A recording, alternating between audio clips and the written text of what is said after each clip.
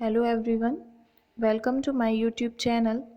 Corona महामारी से तो आप सभी अवगत ही होंगे, लेकिन अब कोरोना महामारी के साथ एक और बीमारी है जो महामारी का रूप ले रही है, जिसका नाम है ब्लैक फंगस यानी कि म्यूकर मायोसिस। हमारे आसपास बहुत से ऐसे लोग हैं जिन्हें ब्लैक फंगस का नाम मालूम है, ये भी मालूम है कि ये एक बीमारी है, डर है, लेकिन इसकी संपूर्ण जानकारी नहीं है, जिसके अभाव से वे डर तो रहे हैं किंतु सतर्क व सचेत नहीं हैं।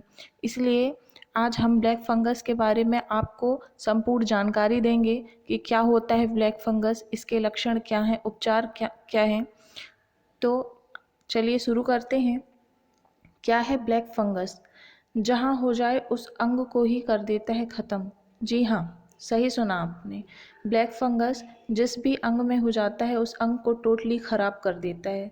ये एक फंगल बीमारी है जो म्यूकरमायोसिस नाम के फंगाइल से होती है। इसे ऑपरच्युनिस्टिक इन्फेक्शन भी कहते हैं। इसकी वजह यह है कि जैसे ही शरीर की इम्यूनिटी कमज़ोर होती है, इसके फैलने का खतरा बढ़ जाता है। जो लोग पहले ही किसी दूसरी बीमारी से ग्रस्त हैं या कोरोना वायरस हुआ है उससे रिकवर हो रहे हैं, ऐसे लोगों में ये जल्दी असर करता है। दरअसल ये म्यूकरमायोसिस मिट्टी, सड़े हुए फल, सब्जी और गीले जगह में ज़्यादा पनप रहा है। इसलिए आईसीयू में जहाँ गीलापन यानी कि ऑक्सीजन और इंट्रावीनस फ्लूइड दिए जाने की ज़रूरत पड़ती है, वहाँ इसके पनपने का खतरा ज़्यादा होता है। कुछ राज्यों ने इसे एक महामारी भी घोषित कर दिया है। देखते हैं। कोरोना के मरीज में ब्लैक फंगस के बढ़ते मामले को देखते हुए हरियाणा, मध्य प्रदेश, हिमाचल प्रदेश, कर्नाटक, यूपी, पंजाब, गुजरात, तमिलनाडु, राजस्थान, ओडिशा, बिहार, चंडीगढ़, उत्तराखंड, तेलंगाना समेत करीब 14 राज्यों में इस बीमारी को महामारी घोषित कर दिया गया है। आगे बढ़ते हैं। देखेंगे कि किसे हो सकता है ब्लैक फंगस का संक्रमण, किन लोगों में इसका खतरा ज़्यादा है। डॉक्टर्स का कहना है कि ब्लैक फंगस संक्रमण होने का खतरा उन लोगों में सबसे ज़्यादा है जिन्हें डायबिटीज़ की समस्या है। डायबिटीज़ यानी शुगर। ऐसे लोग जो लंबे समय तक स्टेरॉयड पर रहे हों या जिनकी इम्यूनोथेरेपी चली हो, इसके अलावा कैंसर के मरीज और अगर किसी तरह का कोई ट्रांसप्लांट हुआ है, ऐसे लोगों में भी ब्लैक फंगस का खतरा ज़्यादा होता है।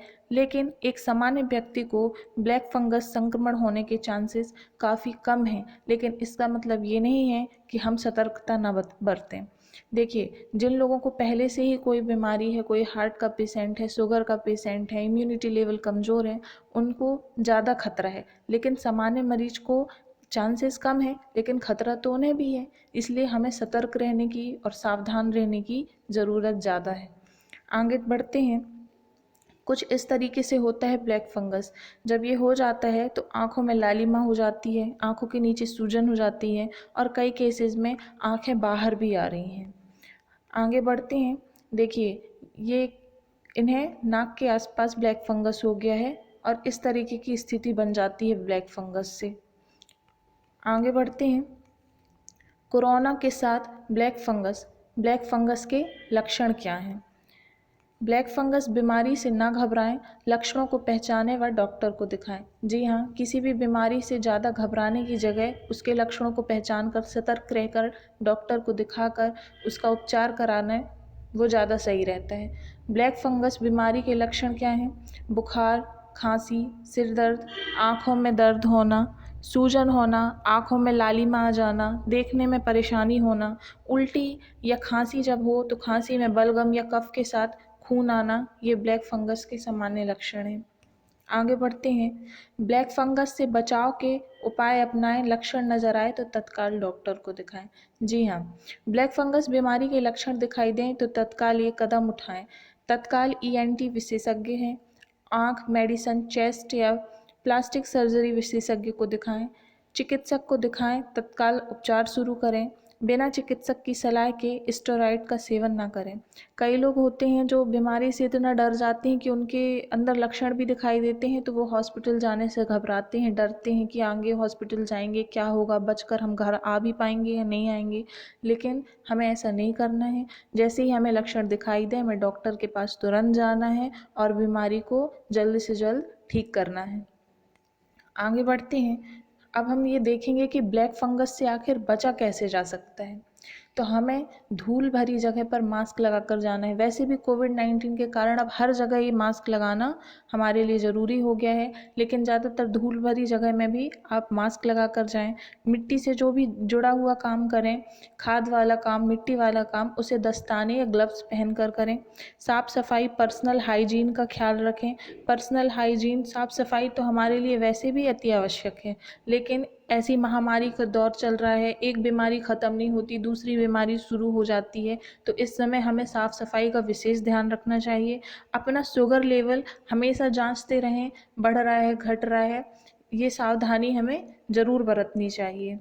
आगे देखेंगे, देश की पहली म्यूकर माइकोसिस यूनिट भोपाल और जबलपुर में लगेगी। जी हाँ, मध्य प्रदेश में ब्लैक फंगस के लिए ये होने वाला है। क्या है देखते हैं। भोपाल जबलपुर में 10-10 बिस्तर की यूनिट लगेगी, 10-10 बेड्स होंगे वहाँ। ENT नेत्रों रोग विभाग, न्यूरोलॉजी और मेडिसिन को मिलाकर एक यूनिट तैयार की जाएगी, जहां पर अलग अलग से ऑपरेशन थिएटर भी होंगे। इस यूनिट में ब्लैक फंगस के मरीजों का इलाज होगा और ब्लैक फंगस के लिए यहाँ आपको इलाज और अन्य सुविधाएं उपलब्ध कराई जाएंगी।